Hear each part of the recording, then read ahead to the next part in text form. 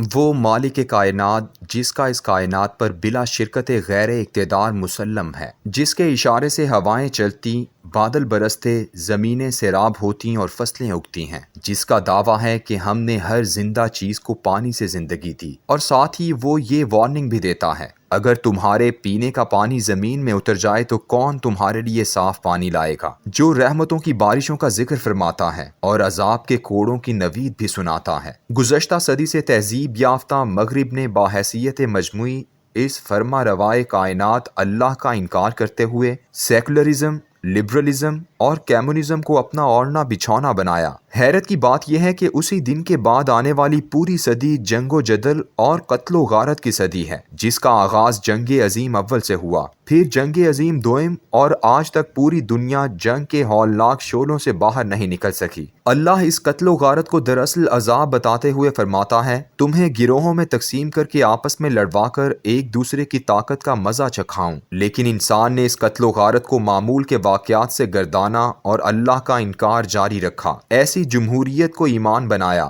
جس کے تحت اور قوانین کا سرچشمہ اللہ کی ذات نہیں بلکہ انسان کو قرار دیا۔ انسان نے ایڑیاں اٹھا کر اللہ کو اپنی ٹیکنالوجی کے بلبوتے پر چیلنج کرنا شروع کیا۔ دعوے کیے گئے کہ اللہ کے عذاب پر، خواہ وہ زمینی ہو یا آسمانی، بیماری ہو یا وبا، انسان اپنی سائنسی ترقی سے قابو پا سکتا ہے۔ عذاب تو پسماندہ، غریب اور جدید ٹیکنالوجی سے محروم ملکوں میں ہی آتا ہے۔ میرے اللہ کی حکمت عجب ہے، اس نے گزشتہ 2 سالوں میں آنے والے کرونا وائرس کے لیے ایسے ملکوں کا انتخاب کیا جو دولت، طاقت اور ٹیکنالوجی کے اعتبار سے دنیا بھر میں سب سے برتر تھے۔ یورپ اور امریکہ میں اس کا خوف اس قدر نظر آیا جیسے کوئی بلا بستیوں سے گزر رہی ہو۔ اس کے برعکس میرے اللہ نے ٹیکنالوجی سے محروم پسماندہ ترین افریقہ کے ممالک کو ایسے محفوظ رکھا کہ لاتعداد ممالک میں کوئی ایک شخص بھی کرونا کا شکار نہ ہوا۔ یہ عذاب تو ختم ہونا ہی تھا، کیونکہ دنیا میں ہر عذاب ایک وارننگ ہوتی ہے۔ اللہ جھنجھوڑتا ہے کہ انسان میری طرف لوٹ آئیں۔ فرمایا، یقیناً ہم انہیں بڑے عذاب سے پہلے چھوٹے عذاب کا مزہ ضرور چکھائیں گے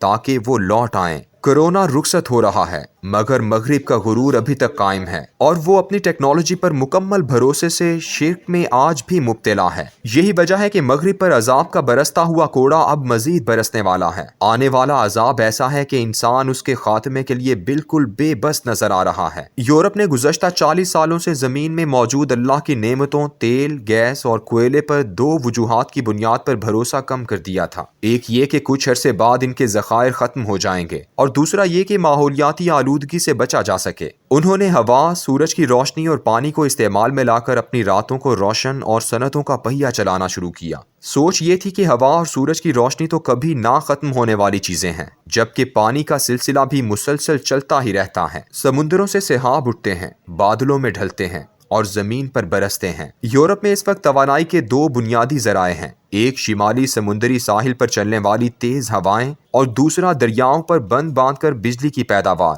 وہ اللہ جو ہواؤں پر اپنا اختیار رکھتا ہے، اس نے گزشتہ چند ماہ سے حکم صادر کر دیا ہے اور شمالی سمندری ساحلوں پر ہواؤں نے تیز رفتاری سے چلنا بند کر دیا ہے، جس کی وجہ سے ساحلوں پر لگی ہوئی بڑی بڑی پن چکیوں کے پر ساکت و جامد ہو گئے ہیں، اور یوں برطانیہ توانائی کے بہت بڑے بحران کا شکار ہو چکا ہے۔ برطانیہ کے ساحلوں پر لگے ہوئے تیز ہواؤں سے چلنے والے بجلی کے پلانٹ 24 گیگا واٹ بجلی پیدا کرتے تھے، جبکہ اس ماہ انہوں نے 1 گیگا واٹ سے بھی کم بجلی پیدا کی ہے۔ ہوا سے پیدا ہونے والی بجلی برطانیہ کی کل توانائی کی ضروریات کا چوتھا حصہ ہے۔ واپس کوئلے، گیس اور تیل کی طرف رجوع کیا گیا تو روس کے پیوٹن نے کہا، تم لوگوں نے میری گیس چھوڑ کر پانی، ہوا اور سورج سے بجلی بنانے پر بھروسہ کیا تھا، اب بھگتو۔ نوٹنگم شائر میں کوئلے کا پلانٹ شروع کرنا چاہا تو معلوم ہوا کہ مدتوں سے بند ہونے کی وجہ سے 2024 سے پہلے اس کا آغاز نہیں ہو سکتا۔ یورپ کی 2 بڑی کمپنیاں جو ہوا سے بجلی بناتی تھیں شدید خسارے میں چلی گئی ہیں، جن میں جرمن کمپنی RWE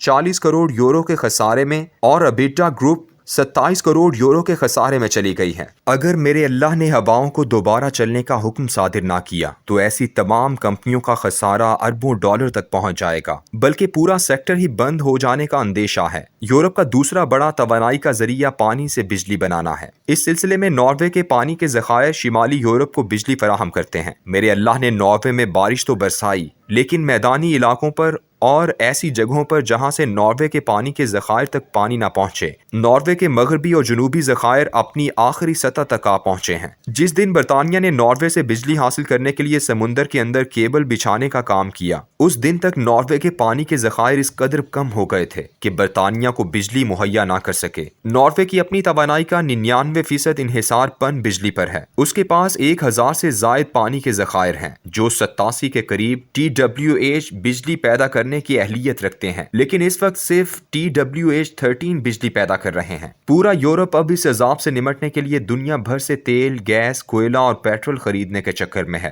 جس کی وجہ سے دنیا بھر میں ان سب کی قیمتیں دن بدن بڑھتی چلی جا رہی ہیں۔ یہ عذاب صرف یورپ پر ہی نازل نہیں ہو رہا، بلکہ ہر اس ملک پر ہے جس نے سیکولر لبرل تہذیب اوڑھی اور ٹیکنالوجی کے بت کی پرستش کی۔ جنوبی امریکہ کے ممالک بارش کی کمی کے بدترین بحران کا شکار ہیں۔ پارانا دریا جو برازیل، ارجنٹائن اور دیگر ممالک کو زندگی بخشتا تھا، وہاں اس وقت پانی کا بہاؤ 17,000 کیوبک میٹر سے کم ہو کر 6200 کیوبک میٹر رہ گیا ہے، جس کی وجہ سے تمام بجلی پیدا کرنے کے پلانٹ 1/4 سطح پر کام کر رہے ہیں۔ جنوبی امریکہ کے بحران پر اس وقت دنیا بھر میں کھلبلی مچی ہوئی ہے۔ اس کی وجہ برازیل کے ایمیزون کے جنگلات ہیں، جنہیں دنیا کے پھیپھڑے کہا جاتا ہے۔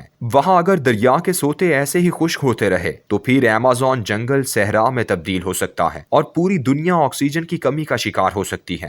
یہ صرف آغاز ہے میرے اللہ کی وارننگ کا، ایک عذاب ہے جس کی طرف دنیا بڑھ رہی ہے، اور حضرت انسان کی بے بسی دیکھیں کہ نہ اس کا ہواؤں پر اختیار ہے کہ وہ انہیں حکم دے کہ زیادہ تیزی سے چلیں، اور نہ ہی بادل اور پانی اس کے اختیار میں ہے کہ انہیں حکم دے کہ مزید برسو۔ اس کے باوجود اس بے بس انسان کے دعوے دیکھو۔ آج تک وہ جس ٹیکنالوجی کو پوجتا تھا، جس کے بھروسے پر پن چکیاں اور ڈیم بناتا تھا، میرے اللہ کے صرف ایک حکم نے اس سب کو ناکارہ بنا دیا۔